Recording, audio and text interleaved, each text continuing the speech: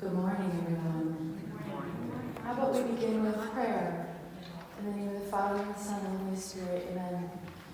Hail Mary, full of grace, the Lord is with thee. Blessed art thou among women, and blessed is the fruit of thy womb, Jesus. Holy Mary, Mother of God, pray for us sinners, now and at the hour of our death. Amen. Mary, seat of wisdom, pray for us. In the name of the Father, and the Son, and the Holy Spirit. Amen.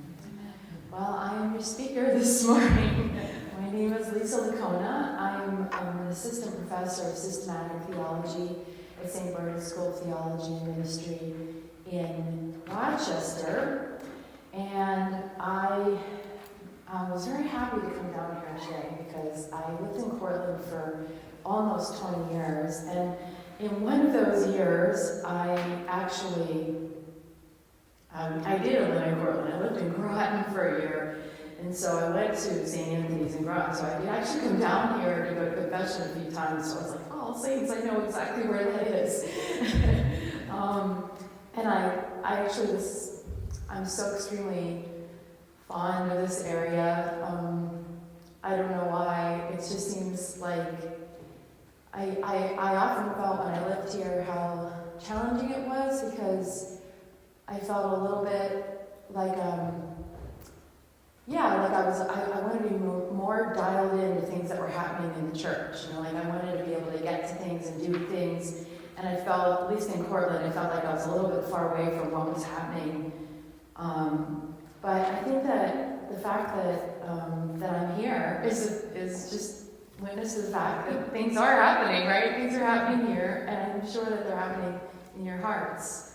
And of course, that's the most beautiful thing is when we find ourselves at an event like this, what that means is that something is happening inside of us, right? That God is working inside of us and calling us. And so we can be certain that He's doing something here in Lansing. So, I'm going to be doing a talk today on the saints in the Eucharist. And I always begin this talk, I've done it a few times now, by talking about how I got into this saints work. In the year 2013, and at this time I was living, we were in McGraw actually, which is right outside Cortland, a little kind of farm property. I got a call from Father Peter Cameron at my NIFCOT, and prior to that I'd been writing for my NIFCOT for the Lenten and Advent communions for many years, and he asked me if I would be interested in taking on the job of the Saints editor, which would be basically an everyday position at my NIFCOT. And at that time I was still at home. I still had some young children, but we were in a real budget crunch at that point, and so I happily took the job. I needed the cash. And when I took this position, I was certain that it would be a piece of cake for me, really, because I have 2 graduate degrees in theology. My undergraduate degree was a really strong foundation in philosophy and theology, and I thought, this is just a job where I was basically asked to write a short little saints story every day. So I did about 22 stories a month. And they were on a theme that I had to choose, but it was researching and writing, but I thought, how demanding could this be, right? I'm not being asked to write even an academic paper. There are no footnotes involved, no heavy-duty lifting, I thought. And what I discovered within about 3 months, I remember distinctly, well, actually it wasn't even 3 months, it was probably 2 months into the job.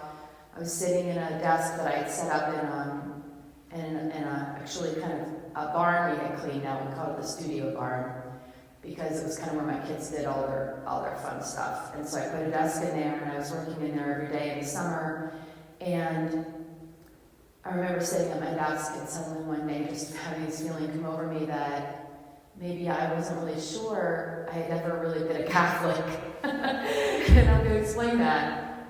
The saints were happening to me, and they were overturning some of my ideas about what I thought it was to be a faithful Catholic. Now, I'll just be clear. I was baptized in the church as an infant, went to Catholic schools all of my life, except for my kindergarten was in a public school, but grade school, high school, college, and graduate school, all Catholic schools, very Catholic settings.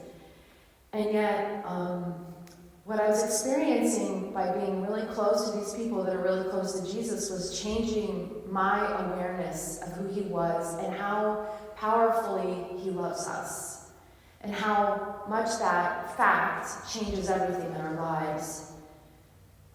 And today, what I'm going to do is share with you some stories of 3 of these people that bowled me over in that time, that really started challenging me to go deeper into my relationship with God in every way.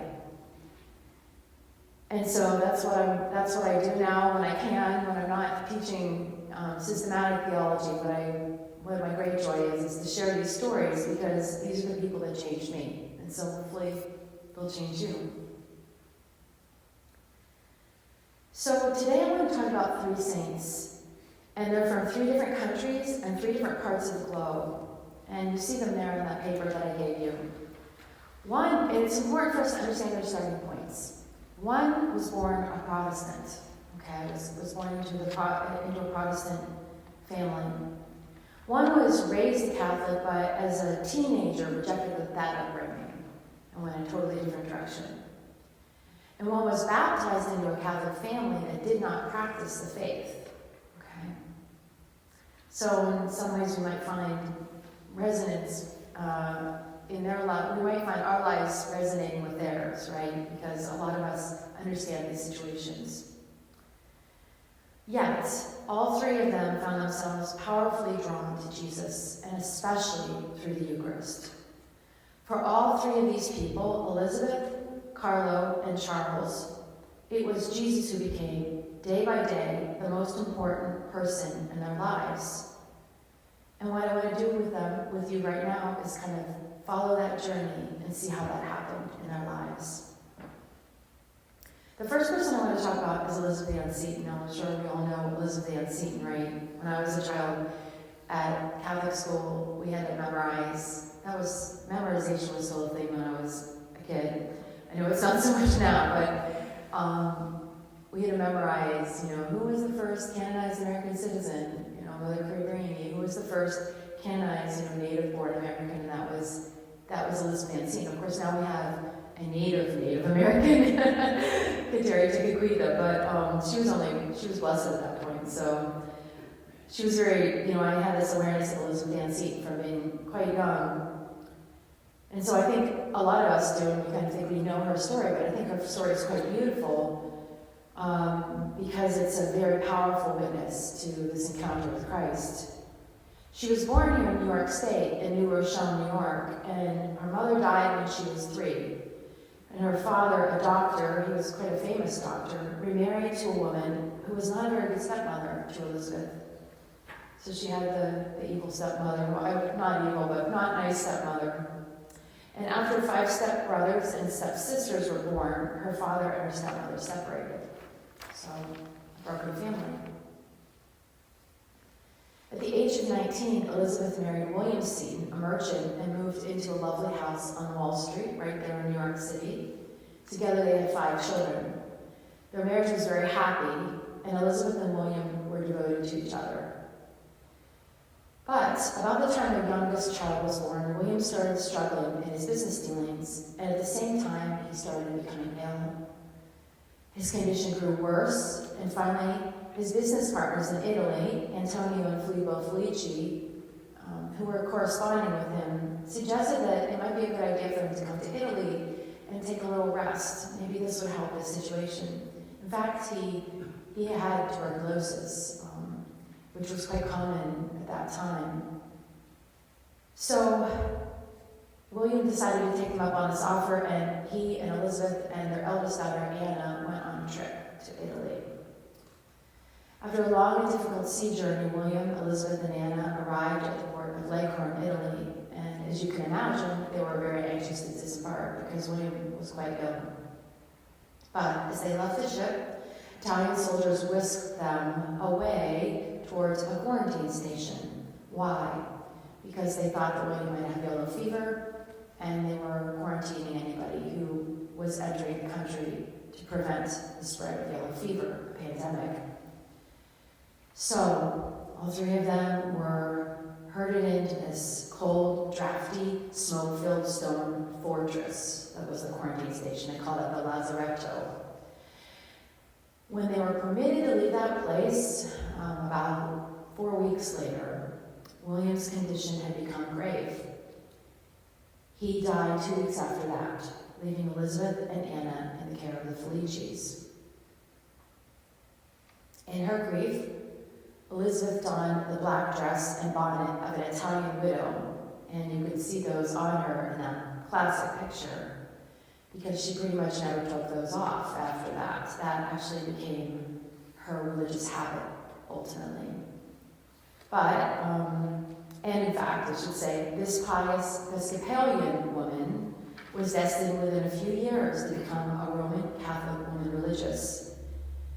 But first, a dramatic conversion had to occur. And this is the story we want to hear, right? So up until this point in her life, Elizabeth was a devout student of the scriptures and an eager patroness of the poor. She was quite a devout Episcopalian woman.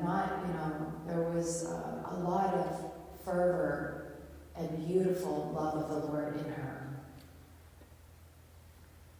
Her intimacy with God, nurtured in prayer, had made her a spiritual mother to her shivering, moaning husband in his dying days.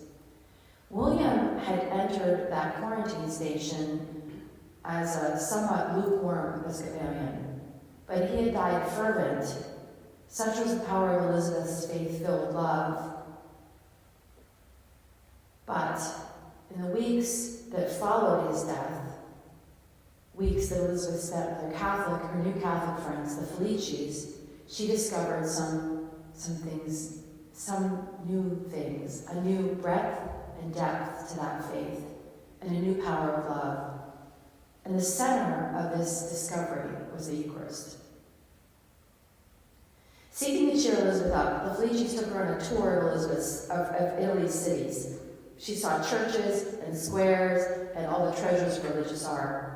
Yet what moved Elizabeth most were the scenes of faith that she saw playing out in the spaces that she visited.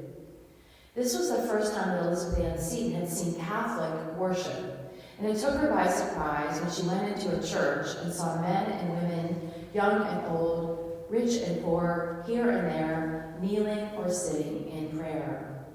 On the altar was a host and a large monstrance, and all the people there were attentive to it in some way, in their own way. She was seeing adoration for the first time. She began to see that the Eucharist was the center of her Italian friends' lives, and they received it almost every day. Now, like I said, she had been a pretty pious, devout Episcopalian woman, and she used to go to the service every Sunday and had a great devotion to the communion services. Now, by this time, all references to the real presence had been removed from the Anglican Book of Prayer. Okay, so when she went to the services, it was being presented. She was in a communion service. What was being presented to her this was a sign or a symbol of something that Jesus had done. Okay, so there was no sense that this was his body and blood. Nevertheless, she loved these communion services. And she always wanted more of the wine that was being served at the communion services. In fact, she and a friend used to go from church to church on Sundays and try to get more of that wine. They were so drawn by it. They had such a thirst for this wine that she was receiving. So she was so totally shocked when she realized that her Catholic friends believed that they saw, touched, and tasted Jesus not once a week, but every day. They could receive him every day if they wanted. And when they were sick, someone would bring Jesus to them. They possessed God in the sacraments, she wrote to a friend. And she wanted this for herself. Okay? She saw what they had, and she wanted it for herself. How I should enjoy to encounter every misery with the heavenly consolation of speaking heart to heart in his tabernacle, and the security of finding him in his churches, she wrote to a friend. Note well what she wanted, the consolation of a heart-to-heart exchange, the security of finding him. So this desire that was growing in her, that was elicited by what she was seeing in her friends, grew and grew to a fever pitch one day. She was at home with the Felicis, and a Eucharistic procession was going by in the street outside. As the monstrance passed her window, Elizabeth was in agony. She wanted so much to believe that that was Jesus there in that monstrance. She threw herself down on the floor of her room. She was so upset. In this moment, her eyes went heavenward, and all the power of the many images of the Madonna and Child that she had been seeing in Italy came to her mind. And so she started praying. She started praying to Mary. Okay, she had seen these pictures of Jesus and his mother. Later, she described what happened. I looked up to the Blessed Virgin, appealing to her that, as the Mother of God, she would have pity on me. She was asking the Blessed Mother, have pity on me and help me believe that that really is Jesus present in the Blessed Sacrament. Okay, we can only wonder at the scene, okay, like put it all together. She's Episcopalian, she's throwing herself on the ground as the Eucharist is going by her window, saying to Mary, please help me to believe this is Jesus in the Blessed Sacrament. This is the real presence. So you're thinking to yourself, yeah, this woman's going to come into the church, like any second, right? She's right on the edge. But actually, it took some time. It took many months for her to come into the church. So why? Well, first of all, she had to go back home and face a really challenging situation. She was a widow now. She had 5 young children. And she knew that whatever decision she made for herself would be for her children as well. So she felt the burden of making this decision for the whole family. The other piece, though, was that her entire family was Episcopalian. She didn't know any Catholics. So to go home and convert would have been like this dramatic rejection of her whole world. In fact, when she returned to New York City, she found herself in the middle of a battle. As soon as her Protestant friends and family and pastor realized what had happened, they came to her, they wrote to her, they visited with her, and they pleaded and argued with her to make sure she didn't end up entering the Catholic faith. So, meanwhile, she was writing back and forth to the Felicis. Actually, one of the Felicis had come to New York with her, Antonio Felici, and he started, surreptitiously connecting her with Catholics. So she was meeting Catholics in the city. There weren't a lot of them, but she was meeting them so that she had some connections that she could rely on. Well, there was this back and forth battle for Elizabeth's soul, raged for months. And, the whole time she was torn between the Catholic faith that she had seen and felt a great desire for in Italy and the rest of her world, her family and friends. She kept going every week to the Episcopal Church, yet she couldn't deny what was happening to her. And she wrote about an experience in this time. She said, I went to church, and I got in a side pew, which turned my face toward the Catholic Church in the next street. And I found myself 20 times speaking to the Blessed Sacrament there, instead of looking at the naked altar where I was. So she's in the Episcopal service, and she's looking towards the Catholic Church. And so you can imagine that finally something was going to give, and at long last Elizabeth just took the jump, and she leapt into the Catholic Church. It was very dramatic. It meant leaving behind a lot of her old life. Her family would not support her. Many friends drew back from her.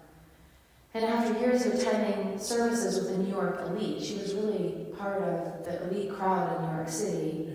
She would be going to Mass every week with the immigrants that attended St. Peter's Church on Barclay Street, which is the only Catholic church in New York City at the time.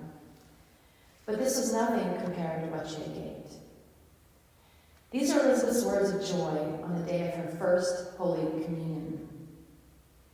This is in a letter that she wrote to Amabile Felici, Antonio's wife. At last, God is mine and I am his. Now let all go its round. I have received him. To the last breath of life, I will not remember this night. Will I not remember this night of watching for morning dawn? The long walk to town, but every step counted.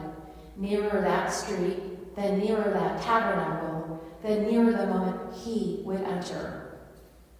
And when he did, the first thought I remember was, let God arise, let his enemies be scattered. For it seemed to me that my king had come to take his throne. It was the triumph of joy and gladness that the deliverer was come, and my defense and shield and strength and salvation made mine for this world and the next. That was Elizabeth's first Holy Communion. She was a woman liberated by Christ, and this sense of liberation continued her entire life and was always associated with the Eucharist. So, from this moment, a great work was beginning. Despite all the difficulties, remember, she is a mother of 5 children, Elizabeth became the foundress of the first female religious congregation on American soil, with schools in Baltimore and then Emmitsburg, Maryland. Now that's a whole amazing story which I would love to tell, but I wouldn't get to these other 2 saints, so I can't tell them. But needless to say, an amazing journey for this woman in just a few years. Eventually, 2 of her daughters who came to the convent with her would die of tuberculosis before the same disease would take Elizabeth's own life. Yet, she was ever consoled by the heart-to-heart exchange, the security of Jesus' presence. Elizabeth was only 46 when she died. I don't know about you, but when I read stuff like that, I think, okay, I've got to get moving, right? That's why we're here, we're getting moving. And her deathbed scene testifies to the amazing strength that she drew her entire life from the Eucharist. On her last night on this earth, she insisted that she be permitted to fast, and this is when you had to do the whole fast, the whole night before communion, right? Even from medicine, so that she might receive her viaticum worthily. One last communion and then eternity, she said. And there's a whole other beautiful story here about her priest confessor and spiritual director, Father Boutet, who was there when she died. Because he later wrote that being with Elizabeth and seeing how she died was the most galvanizing thing that had ever happened in his life. He felt like his faith was brought to a new level by seeing her faith in God on her deathbed. So Elizabeth is a great witness to us of how to live and how to die. And she's a great teacher for us in the way of prayer. She wanted security, the communion of a heart-to-heart exchange with God. She wanted to feel God's presence, and she wanted a mother, right? And that was Mary. And she went to God with all of her needs. She lived that need with real abandon in front of the Lord. And actually, this is the foundation of a good prayer life. This openness, this willingness to name our hunger, our thirst, and to let ourselves be moved by our deepest desires. God always uses that. He draws us forward, and that's exactly what he did in the life of Elizabeth Lansing. He drew her to himself in the Eucharist. So that's Elizabeth's story. We're going to leave her there and move on. Like I said, maybe next time I come, I'll share more. Let's move to the next scene. He's actually still Blessed Carlo Acutis. This saint began and ended his life's journey in his boyhood. He died only 18 years ago in 2006 in Milan, Italy. He is our first millennial saint, as Pope Francis called him. He was 50 and a half when he died, and since then he has become Blessed Carlo Acutis, which means that he is most of the way towards being canonized. He's gone through all the preliminary, the research phase, and he's had a single miracle that cannot be attributed to any clear, a healing that happened, which cannot be explained by science. And that's been attributed to him. So if he has one more miracle, a similar miracle, he would be canonized as saint. Carlo was the only child of a wealthy Italian family, and although his parents had been baptized, they did not go to Mass. But from the time that Carlo was very little, he began to ask those in charge of him, his parents and his caretakers, that his parents had hired, to take him to Mass every day. So, and he was Italian, so, when you live in Italy, the church is all around you. Even if you don't go to Mass, you can't really, it's everywhere in the spaces, right? And he did have the good fortune to have there was a Polish housekeeper who was a devout Catholic. But somehow, from these influences, at like 4 or 5, this young boy had this great hunger and thirst for God. So he started to say to his parents, "Take me to Mass." And they did. So when he was 6, he approached the priest of the church and he asked for Holy Communion. Now, the priest recognized that there was something very special happening in Carlo, okay? So here's this boy that, hasn't been catechized, his parents don't really believe, and he's showing up at Mass every week, and he wants communion at 6, okay? So the priest said, "Sure, I'll give you first Holy Communion, but I would like you to come to this monastery where there are cloistered nuns to receive your first communion." I have no idea why the priest decided this, but this is what he thought was the best space for Carlo's first communion. And so in a silent, solemn Mass, Carlo received Jesus for the first time. Now, afterward, the cloistered nuns who were watching this young boy from behind a grill reported how they saw him squirming in anticipation for his first taste of Jesus. And then how he seemed to burst with excitement after he received. How was his first Holy Communion? It's an interesting thing with Carlo, and this fact, this testimony of the nuns is quite beautiful. Why? Because if you have read the lives of saints at all, there's lots of stories of childhood holiness, right? These saints, they say, from 6 they took a vow of virginity, or from 7, all they wanted to do was become a missionary. And you might think to yourself, yeah, that's a little bit of a stretch. That's kind of legendary. That doesn't really happen. But actually, I think Carlo Acutis has happened to us to show us that such things do happen. Okay? In Carlo, our contemporary, we can see that holiness is real and it's for everyone. This is not just a story from the past. It's happening here and now. So after his first communion, Carlo received communion every day. It was the source of his strength, the center of his life. We can really say that what filled him up, what caused his joy and peace and compassion for others, was the bread of life. The Eucharist fed him. "The Eucharist is my highway to heaven," he said. At 11, Carlo became a catechist helper. And when he died at 15 and a half, he knew most of the catechism of the Catholic Church by heart. So who's spending a lot of time reading his catechism? I wish I could say that. That's an amazing thing. Yet, he was leading an ordinary life. He enjoyed all the things boys love. He had dogs, his favorite dogs. He played soccer. He made videos with his video cameras, and he liked to game with his friends. One of my priest friends, this is a younger priest, said he loves to think about that it's like a gaming console out there that's like a second-class relic because it was Carlo Acutis' gaming console. So something about that, he's for us. He's for us right now. The fact is that saints are not people who are not human. Rather, coming close to God enables them to become more human, more who they are. Getting close to Jesus makes every person, makes us more the persons that we are meant to be. Adoration grounded Carlo.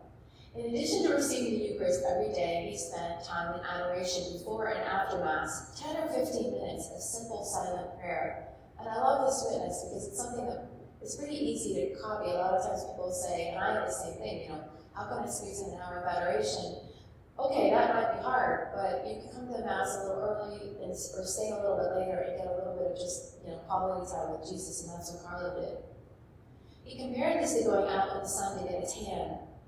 He said that when we go out in the sun, we get a tan, but we go in front of Jesus, we become saints. Carlo's advice for what to do when we have some time to spend in prayer before our Lord was very simple, and these are quotes from him. 2 quotes. First, I like to speak to Jesus about all that I am living and feeling. So, the same sensibility that we got from Elizabeth, just like open your heart to him.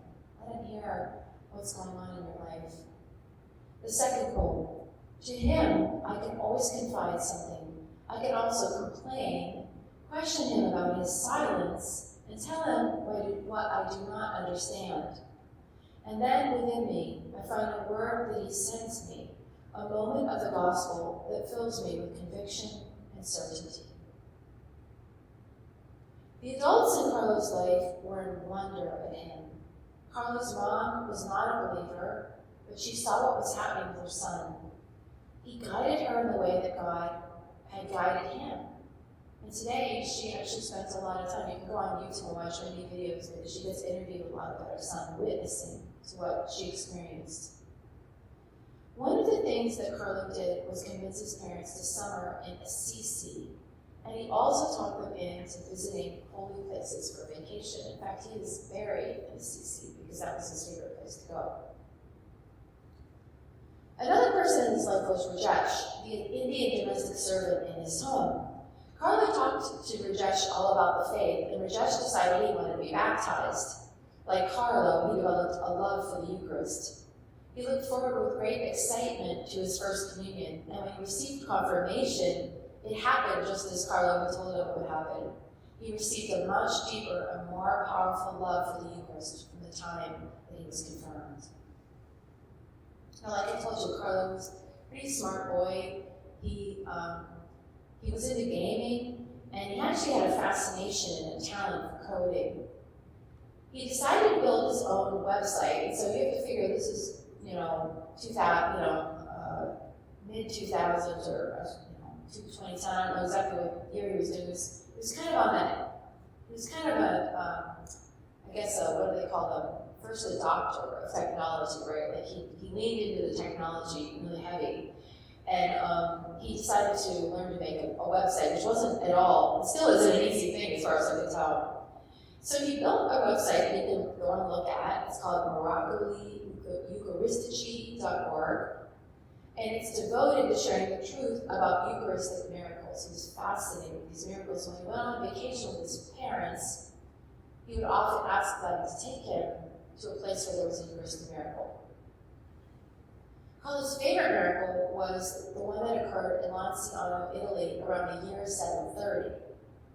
That year, the village priest in Lanciano had been struggling to believe that what Jesus says is true, that his flesh is true food and his blood true drink. He begged the Lord to come to his aid, and one day, while he was saying Mass, the host and the wine changed into real flesh and real blood. It was a miracle, and the body and blood are still preserved today in Lanciano. The flesh was analyzed by specialists in 1970 and turned out to be myocardial or heart tissue, and the blood, which appears fresh, belongs to the AB group, so it is human blood. And if you look at the page I gave you, there's a picture of the relic, one of the flesh relic there from Lanciano. And this was just the way Carlo was. He just leaned right into those Eucharistic miracles. Now, I told you that Carlo died at 50 and a half. So obviously there's kind of a tragic ending here. So not tragic, that's not the right word, a sad ending. One day he came down with what seemed like the flu, but he got much sicker, and in a week his parents took him to the hospital. He was diagnosed with a rare form of leukemia that attacks blood cells, and it was fatal. And he died in just a few weeks. In the final week of his life, Carlos suffered much, but he offered up that suffering for the Pope and the Church. He had his heart set on the highest things. Our goal, he said, must be infinite, not the finite. The infinite is our homeland. Heaven has been waiting for us forever. After Carlo's death, many people showed up at the funeral that his parents did not know. Poor people. It turned out that Carlo had befriended the homeless people that he met walking to school and to Mass every day. He would often bring them money or food. How did Carlo do so much in his short little life? Right? 15 and a half, memorized the catechism, built a website, ministered to the poor. It's just mind-blowing, right? And I think the answer to this question is very simple. Carlo had found the source of all strength, right? He experienced the source of all love. He was sunbathing. He was basking in God's love. And God was loving this kid like crazy. When you get in that space, he starts to work with you. And then Carlo just went with it. He was just letting that love that he had experienced radiate to other people. Now, I want to stop here for 1 second and just say, like I said at the beginning, I think it's easy to get stuck with the saints' lives. And I used to, when I was writing about them, I used to get stuck sometimes. I found myself pulling back from it and saying, oh, yeah, that's great, that's beautiful for that person, but this is not for me. Okay? It sounds impossible. And I really want to encourage you at this point to just really try to let yourself imagine that these things that are happening to these people are things that could happen to you. I'm not saying they are going to happen to you like this. There's over 10,000 or 15, I don't know, they've done a count. It changes over all the time, but certainly over 10,000 saints in the Catholic Church. We count up all the martyrs, the groups of martyrs. We have, a lot of people to look up to. And their stories are really diverse. But the more you go in there with these stories and you just hear these things, but then kind of open your heart to the possibility that something like this might happen in your life, I think the closer you get to these things actually happening in your life. Because God likes us to be open to his work. He likes us to open up the possibility. I'm not saying don't assume something's going to happen, because, I don't know what's going to happen. I don't know what's going to happen to me when I walk out of here. But we want to give God the chance to work, right? Now, Fulton Sheen, who was our bishop in Rochester for a few years, he used to say that people don't realize that there's a door between us and God, but the latch on that door is on our side, right? He loves us, but love, the definition of love is that it's not violent, right? God's not going to force his way into your life. So you have to open up that latch, right? You have to move in that direction to open up the latch. And I think that's actually what Carlo Acutis did. He really opened the latch up, all the way, so God could come flooding into his life. So what's the process of opening up the latch? Well, I just said one thing, being open to God's action in our lives. His miraculous and amazing and surprising interventions in the midst of everyday circumstances, right? But the other way we can let God in is just by kind of entering fully into the sacramental life of the church. Because it's really interesting. Carlo witnesses to the fact that everything we learn about the sacraments is actually true, right? I mean, I remember when I was a little girl that being taught in Catholic school, frequent communion is good. It's a good thing. Well, why is frequent communion good? How could it be that just receiving communion could change me? Well, that's part of the mystery, right? God is working in communion. He is present here. And that's part of what you give into when you accept that fact of frequent communion being a good, right?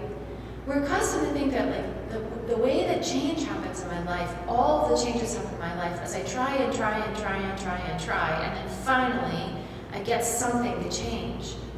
But what Carlo shows us is that a lot of the trying is just about letting God do what he wants to do. letting him be present to us, right? Showing up, just showing up and opening your heart and being faithful. That's what we need to do, okay? The Eucharist, confession. These are there for us, and we really just have to show up for them. And I'm going to say something about confession, because I came to confession in this church, so I have personal testimony, or I don't know, not giving you personal testimony about any of my confessions, which were pretty mediocre, but about confession itself, right? It works.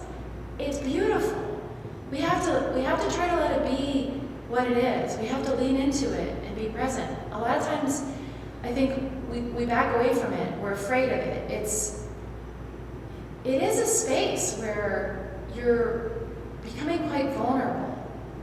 But that vulnerability is something that God can use to change and heal us. And the healing in confession is not just about our sins. It's also about what's happened to us, right? God sees the whole picture, right?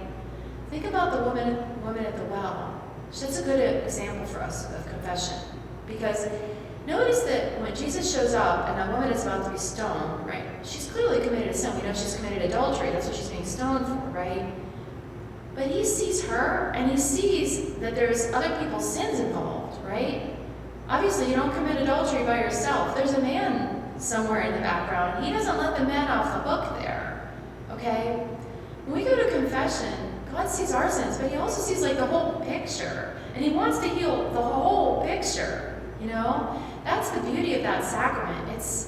It's not just about, I did something bad. It's like, there's a lot of brokenness in my life, Lord, and I need you to start putting the pieces back together, because I don't know how to do it. So, but you have to show up for it, right? Or else it won't happen. It won't happen. Okay, so last point I want to say here about this point about what does it do? What is it to unlatch the latch, right? And the other piece I want to say is, don't get hung up on how much you've done or how many wounds you have, or, you know, I've done the impossible thing. Every semester I ask my students in both of my spirituality classes that I teach in the fall to write me a little paper, like, tell me your journey with Christ, your journey with God. And invariably I get a handful of those people who say, you know, oh, they're really beating themselves up for 3 years, for 5 years, for 20 years. I left the church and I lived this crazy lifestyle and I did things I shouldn't have done. And I'm like, yeah, but here they are. They're in theology class. They've gone all in with Christ. Like, let's just let that be. Like, I think Christ is good with you right now. Like, let go of it. Like, let him. For sure, you got wounds to heal, and I have no doubt. We have all these wounds in like Christ, who showed up with his wounds in his hands. We're gonna have them until we die, right? They're not gonna disappear totally. But God doesn't want to focus on that. What he wants you to focus on is him. Okay, and that's really what I want to say now.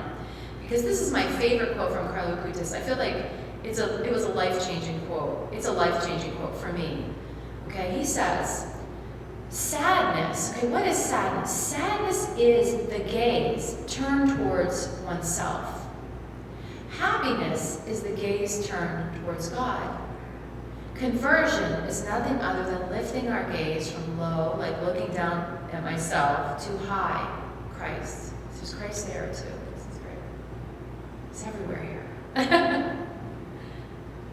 Okay, so just a simple movement of the eyes. Conversion is nothing other than lifting our gaze from low to high.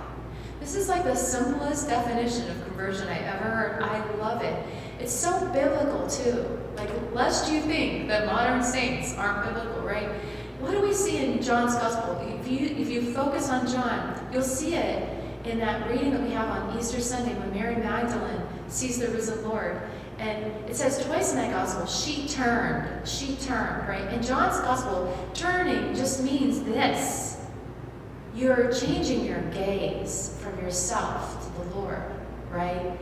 She turns because she was recognizing Christ.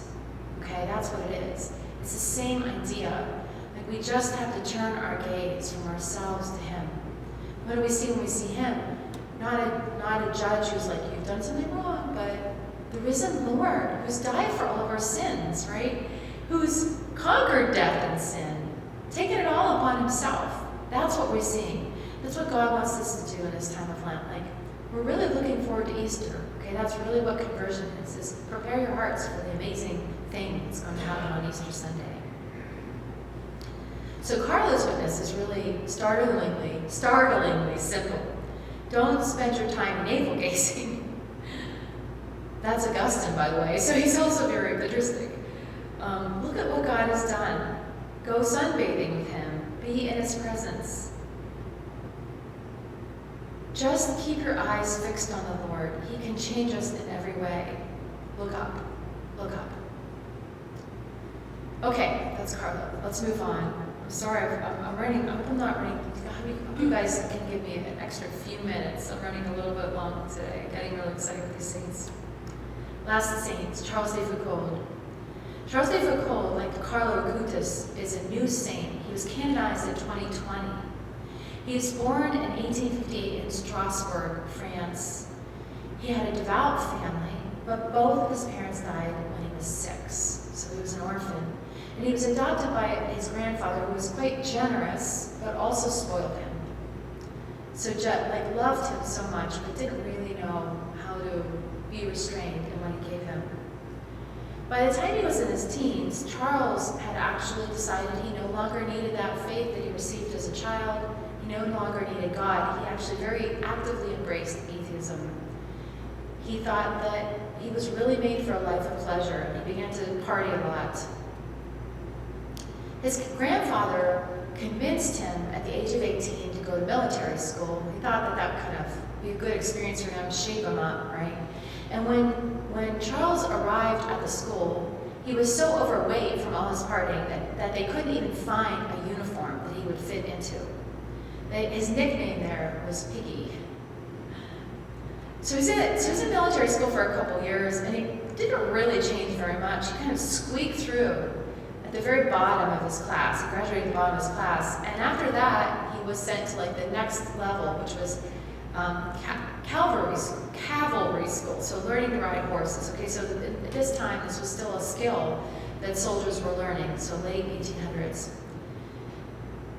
While he was there learning to become a soldier on horseback, his grandfather died, and Charles received a large inheritance, a very, very large inheritance. So now he just went wild with his drinking and partying. He loved champagne, he loved caviar, and he loved women. I rent women by the day, I don't sign the lease, he said. So he was quite a womanizer. Again, he graduated at the bottom of his class. And after graduation, he and his classmates were assigned to their first military post, which was in Algeria, northern Africa, which was at that time a French possession, French colony. He went to Algeria, he brought a woman with him, a mistress who was posing as his wife, and when this was discovered by his superiors, he was suspended. He was suspended from the army. At that time, you couldn't not be married, right? It was considered a breach of your duty as an officer. So he went back to France with his mistress, but then he heard that his classmates were being called into action. And hungry for adventure, he decided to leave his mistress behind in France and go for the gold and to the glory of battle, right? So he went to Algeria, and he did pretty well. Even though he had graduated at the bottom of his class, he performed well in battle. And then something happened that was really decisive. He fell in love. He didn't fall in love with a woman this time. He fell in love with a landscape, okay? He was in Algeria, and he found himself really captivated by the stark beauty of this country, okay? It was this kind of beauty that just entered into his soul. And this was a time when there was a lot of exploration going on in Africa, and he discovered that he could sign on to become an explorer. He was going to actually just kind of take a commission to go on a trip along a river, and just record what he saw, the flora, the fauna, the culture, the map of the area, and this is what he did. He signed on for an expedition. Now here another really interesting thing happened. Okay, he's fallen in love with this place, and now, in order to explore this place, religion re-enters his life in a really strange way. Okay, two things happen. One, in order to travel safely on this expedition, he had to pose as a Jewish rabbi. Okay, why? Because the Muslims were there was a lot of hostility between the Muslims and the Catholics, right? So if people knew he was a French Catholic, they would have it would be dangerous for him. So he posed as a rabbi, okay, so that there wouldn't be this hostility. But in the process, he met all of these Muslims, and he started to see this kind of like muscular religiosity that he'd never really experienced as a young man. He was really seeing men that were really extremely devout Muslims, albeit, but he saw that there was like this possibility of male religiosity. Okay, that was what enters his space. Okay, so he returned to France at the end of this many-month journey, and he wrote a book about his travels, his explorations, and it was very well received in scientific circles. So he had kind of a mild level of celebrity in scientific circles at the time. His family was so happy to see him. He had quite an extended family, and they were, like I said, devout, and they were a little bit concerned about him at this point because they'd seen the journey he'd been through. So once he got back to France, his family started hosting events. They kind of decided, wouldn't it be great if Charles could like maybe come back into the church, and maybe if we started introducing him to some Catholics, that he likes, it would draw him into the church. So they had like those little soirees, so they would invite people over. And the next thing that happened was like probably the most decisive point in his conversion. He met two amazing people. The first one was actually one of his cousins. Her name was Marie, and she was a beautiful woman. But what made her more beautiful was that she was extremely devout, and she was devout in a very robust way. She was not just pious, but she knew her faith very well. She had a great intellectual life. And so when Charles spent time with her and saw what an amazing person she was, it left him wondering, like, what stands behind this? So he started picking up stuff and reading about the faith he had been baptized into. He started reading about the Catholic faith. Now this just piqued his curiosity. And he started wanting what he saw in Marie. He said, I want to have whatever she's got, I want it. So he started visiting churches on a regular basis, and this is Catholic France, right? So there's churches all over the place, and he would go into churches and sit in the back, and he would just sit there, and he didn't feel anything. He didn't feel anything in his heart, but he would pray, and he would say, God, if you exist, please let me know it. Just let me know that you exist. Okay. The second person he met at this time was a priest, Father Eucharist. Now this was a priest that was pretty well known in their circles, very intelligent, deeply prayerful priest, and he also really impressed Charles. One day, after many visits to these churches and many unanswered prayers, Charles' desire for an answer, to get an answer, to get faith. He wanted to have faith. Like, I'm reading all this, it's very attractive, but I don't believe. This desire just consumed him. He kind of became quite desperate. And so he went to the church where Father Eucharist was actually hearing confessions. And he just marched right into the confessional. Okay. His idea going into the confessional was, I just want to talk to the priest and like have him convince me that the faith is true. So he started off by saying, Father, I do not have faith. Please teach me. And the priest said, kneel down and confess to God, and you will believe.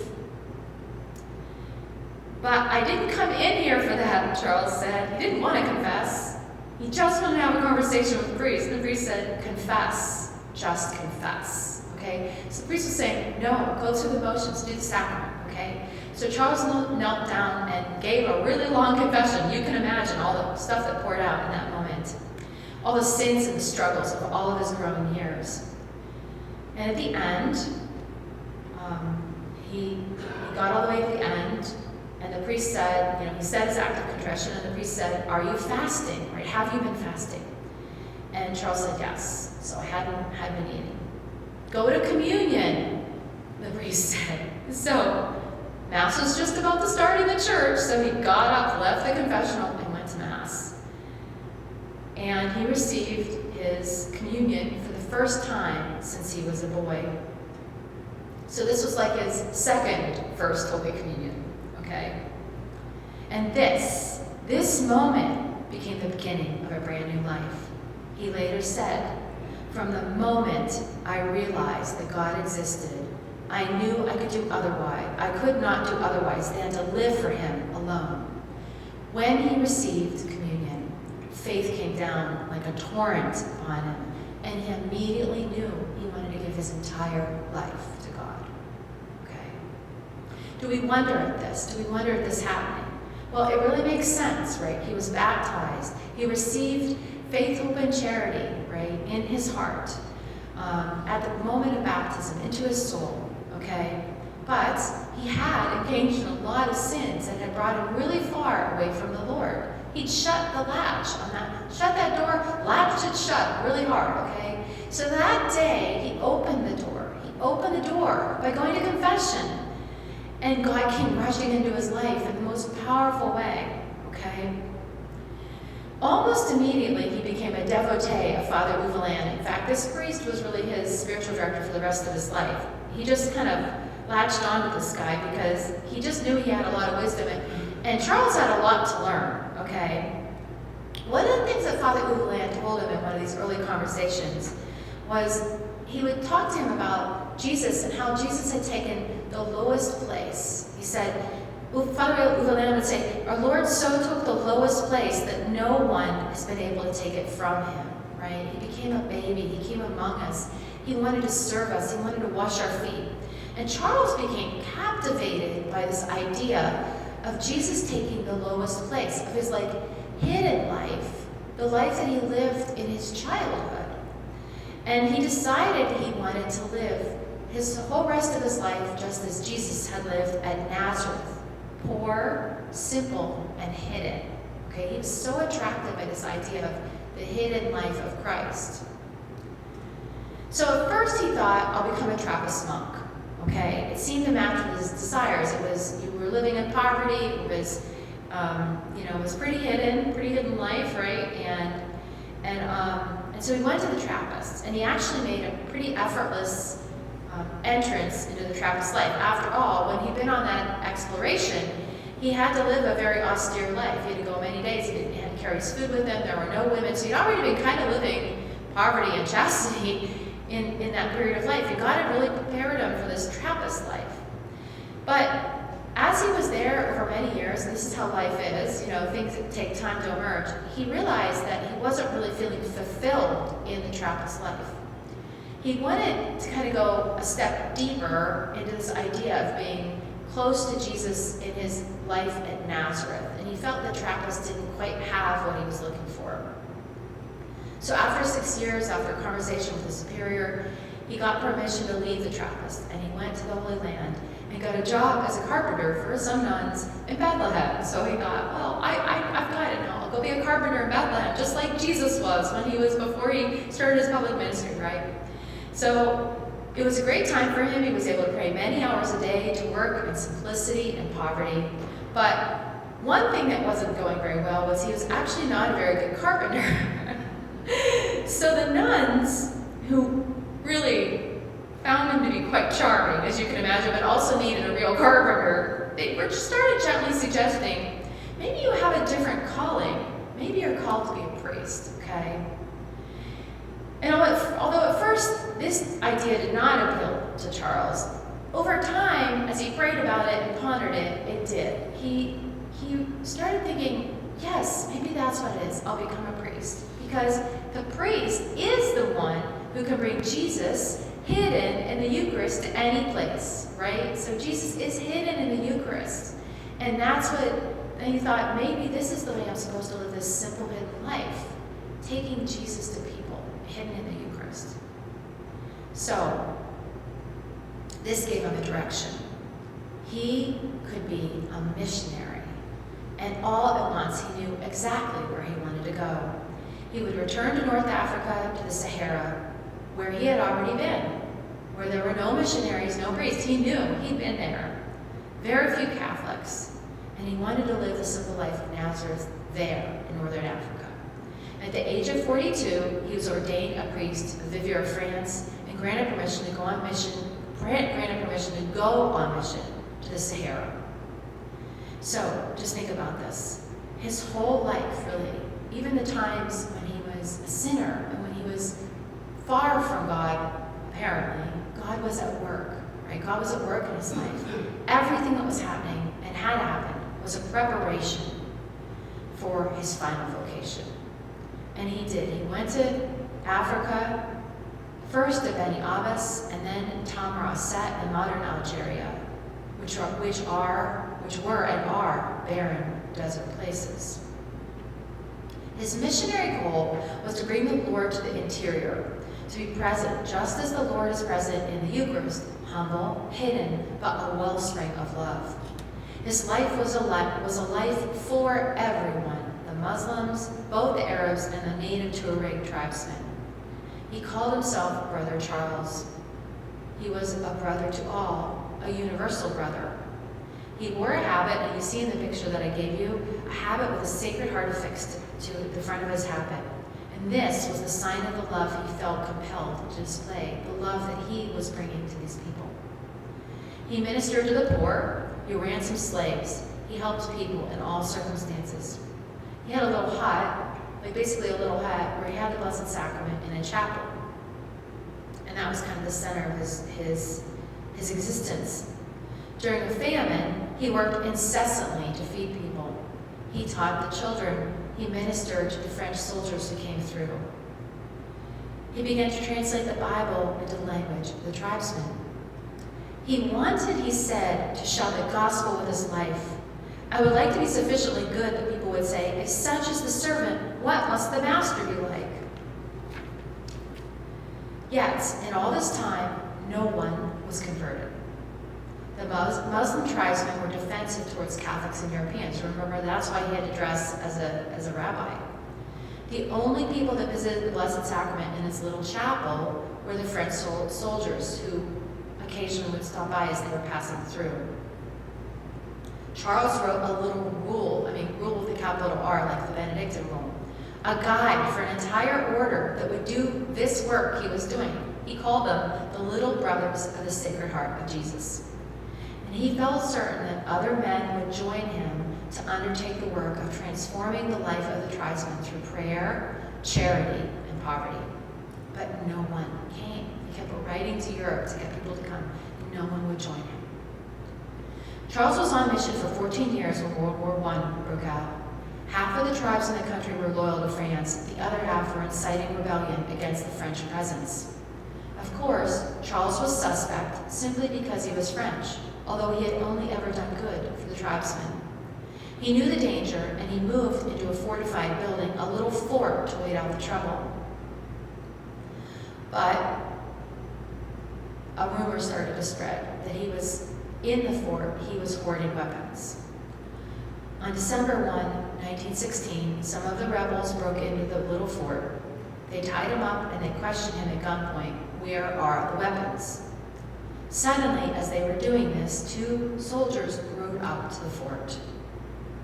The man who was holding Charles, not even a man, boy, he's a 15-year-old teenage boy, panicked, and he shot the priest at point-blank range. Charles was killed instantly. Charles de Foucauld had prepared for this moment his whole life. He had written in the front page of his breviary, or at least his whole life there in North Africa, he had written in the front page of his breviary, "Live every day as if you will be martyred." What was his strength in that desert place, so far from home? It was the Eucharist. The Eucharist generated his life, gave him strength, peace, and consolation, despite all the circumstances, the difficulties of his circumstances. At one point in his journal, he wrote, "Right now, I'm in a state of great peace. This will last as long as Jesus wants. I have the Blessed Sacrament and the love of Jesus. Others have the earth. I have the good Lord. When I am sad, here is my cure.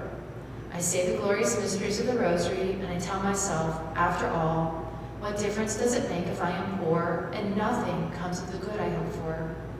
None of that keeps our beloved Jesus, who wants the good 1,000 times more than I, from being blessed, eternally and infinitely blessed. Charles' life and death are a witness to the incredible power of the Eucharist. It can sustain us in any circumstances. And it has powers that lie beyond time and human abilities. And this is where Charles' story is so fascinating.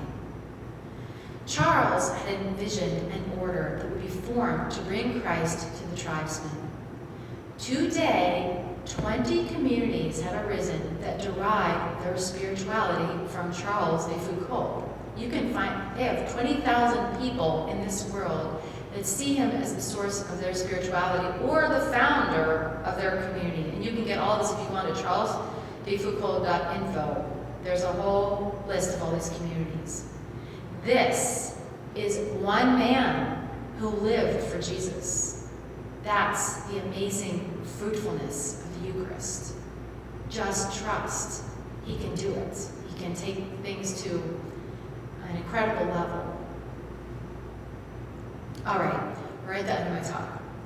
So I always tell people, pretty much once I've laid out the stuff that the saints say, there's not too much I can do to improve upon them. So I'm just going to summarize very quickly some of the points we've learned. Carlo teaches us to take the gaze off ourselves and look at the Lord in his power. That's Carlo Acutis.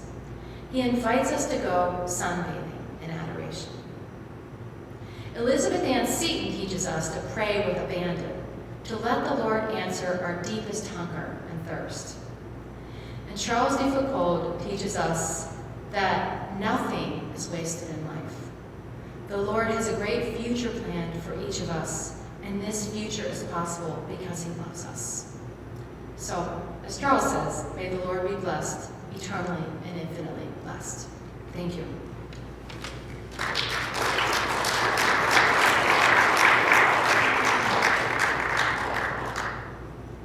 I'm a little bit over the hour. If you have to leave, please feel free to get up and go. If you have questions, I'm happy to answer them. I just wanted to say that I met someone who was in my married course, so I wanted, not that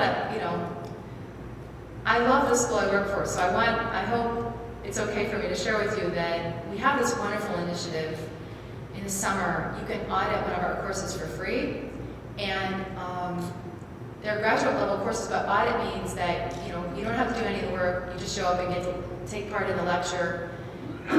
Sometimes there's discussions that are part of the course that you can be part of. And I just wanted to say you're welcome. All of you are welcome to check that out if you want on our website. I'm always delighted to meet students when I go around the diocese, and it's like we're starting a conversation that's bringing all of us together here in the Rochester Diocese, which is awesome, right? Because we're pretty spread out, but God is bringing us together and through these conversations. So I am teaching a course this summer, which I call, it's a brand new course. It's an introduction to prayer and discernment. So that's a possibility, but there's also a lot of other great courses that you can audit, and be happy to have any of you as part of our courses. All right, so that was my little, how about questions, comments, thoughts? Yes? Lisa, Yes. what shape did Charles de Foucauld. what shape did his communities take? Yeah, that's a really good question. And what shape did Charles's communities take? So there's a whole bunch of them, and I don't have personal experience. I have actually had a personal experience with one of the sisters, Little Sisters of Jesus, I think they're called, or maybe it's Little Sisters of the Sacred Heart. They all have similar names. So when I was in the Holy Land last year ago, I was blessed to be able to go to Holy Land before the current turmoil. I met one of these women that is part of one of the communities, and they live in the Holy Land. And they live like he did. They're just there among people. Like, their idea of evangelization, it's like the way Marie evangelized Charles, right? He almost like took his cousin as a model. She didn't try to convert him. She wasn't like, let's sit down and I'll give you all the facts of the faith. She just loved him and kind of radiated the beauty of the faith, and it was so attractive. And that's really what they do. So they do have religious habits, but they just kind of work and live in communities. They pick communities that are like he went to, places where Jesus is not present. So I'll just say that when I did this talk in Cortland, and in Cortland they told me, a man came up and he said, he met some sisters, and they were in one of these communities, and they were doing the same thing. They go where Jesus is not usually present, and so these two sisters were traveling with a traveling carnival. So they were just living with like the carnies, which I thought was, because that's a place, that's a lifestyle that doesn't usually have religion as a part of it, Christ as a part of it. I thought it was fascinating. So that's what I knew about them. I wish I knew more, and I should. Like, I get into the lives sometimes, and then there's so much to learn about these figures. But I would say a big part of it is this hiddenness. So, and this is why I'm so fascinated by him as a figure, because it really speaks to me. We can live this kind of spirituality anywhere, right? You don't have to, you don't have to be, pressing it, like in the workplace, you think to yourself, how can I be Christ present here? And like in a way, it's just saying, well, he's hidden within me. I receive him in the Eucharist, and I'm just going to let him radiate out through my smile, my actions, however he wants to be present to these people. Let him do the work through me. And I think that's something that's very powerful for us. It's not like Christ is stopped by secularism. He isn't stopped. Yes. Do all communities exist in the Holy Land, or just? Oh no, they're all over the world. Yeah, they have people all over the world, and they're diverse communities. Some of them are religious, but there's also communities that have married people in them. So you almost have to go on there and read about them. They're all different. But they're all generated by his idea of this like kind of hidden, simple life, hidden, simple presence of Christ in the world. That's a great question. Anything else? Well, thank you so much for having me here. This has been such a beautiful thing, and yeah, I'm happy to come back anytime. This is a great trip for me to come down here. Thank you so much.